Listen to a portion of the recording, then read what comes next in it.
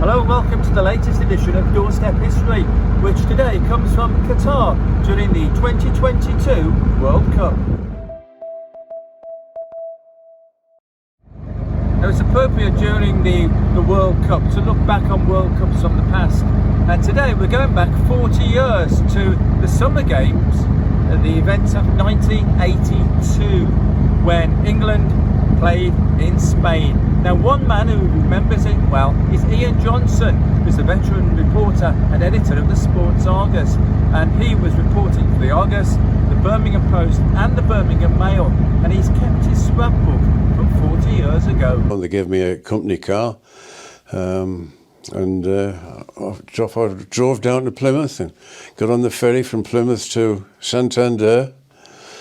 And I got to Santander, and just to show you how naive I was, I got the car, and I had to drive from there to Bilbao, where England's first 3 matches were due to take place. And I thought, well, I'll go and get myself a coffee at a cafe on the way. And I went, and I thought, I haven't got any pesetas.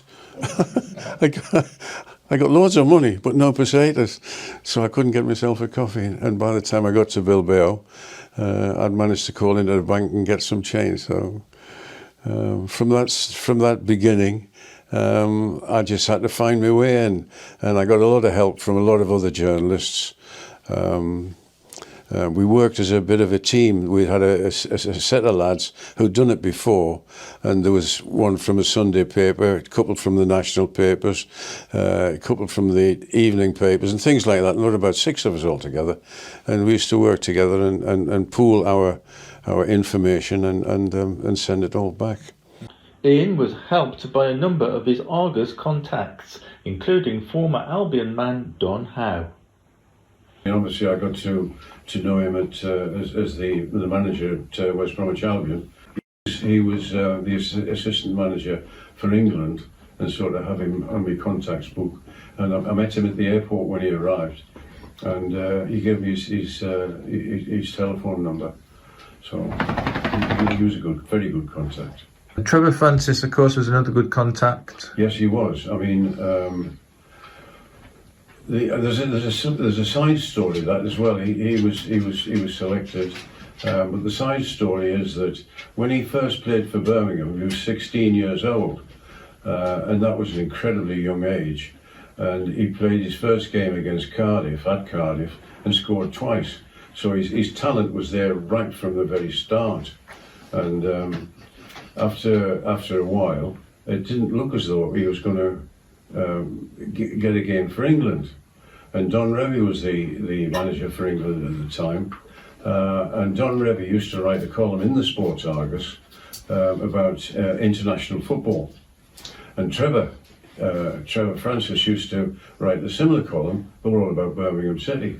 And I thought, well, as the editor of the paper, I'm sure I'm entitled to get in touch with Don Revie and ask what the prospects are of Trevor playing for England. And I did, and he was very understanding and hospitable. And I said, look, you know, there's a lot of people got belief that he should be playing for England, and he said, well, he will be. This is November time. He said I've got him in line to play against Wales in February, and sure enough, that was his first game. So the Argus had a bit of a say in helping to get his first international cap. But then he to come back to the World Cup, he scored twice. He played 3 games out of the 5, and it was certainly part of the winning side that looked as though they could go all the way. Another person there was Peter With, who of course had got good Midland connections at that time. Yeah. Yes, absolutely. He didn't play. He didn't get a game, but he was because of mine. I was so inexperienced. I needed people to help me to get information, and to have him there was it was terrific for me. When we went to the training grounds, I used to go and find him and have a chat to him, and he used to give me all the information that was helpful. Nothing sensational or anything like that. Just the the gossip that was going on, and bits and pieces here and there, and the hopes England had gotten, the disappointments they got over injuries, and all that sort of gossip stuff. But he was a smashing lad, and when you look back at his history as a player, how he got into the England side in the first place, sometimes people would say, I just don't know. But he developed into a quality centre forward. Mm-hmm. And of course, for Aston Villa, he was outstanding. So you got high hopes when we were up against Germany. It was 0-0, wasn't it? Then we played Spain. Yes. So, and that was it really, because we failed to win, so we didn't. That's right. We had to beat Spain, and Spain were not playing at all well, and it was a game we should easily have won. The manager took a lot of hammering because he named Kevin Keegan and Trevor Brooking, who were both unfit and hadn't played, and they both came on as substitutes, I think, if I remember rightly, and both missed opportunities to score. And we only did one goal, and would have gone through to the semi-finals against Italy, as it so happens, but that didn't happen. I had a very, very sad day, and everybody was disappointed, and England went home. I stayed on, of course, and then on went down to Seville to cover the semi-final between Germany and France, and what a game that was. It was absolutely stunning. Germany, it's a long time ago, I hope I've got this right, but Germany, I think, went 2 up. France came back with Platini. What a player he was. Unbelievable. And then there was the penalty shootout, and Germany went on and won. I can't remember, 6-4, 6-5, something like that. And they went through to the final against Italy. Things happened at a different time. I mean, for the male, for instance, I used to do the team news, who was likely to be playing and all that sort of stuff, and then after the game I'd do a follow-up for the Mail.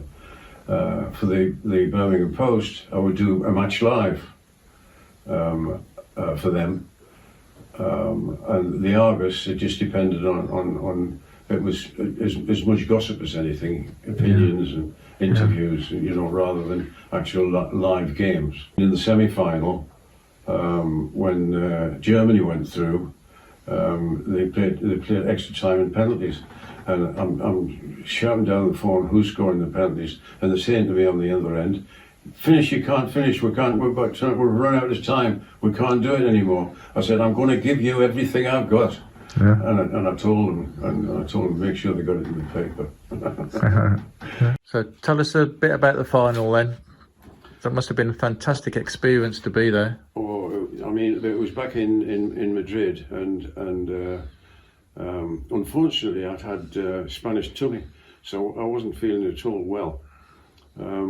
But the game itself and the atmosphere, it was just monumental. It was for a sports journalist, Bobby Downing will tell you, it wasn't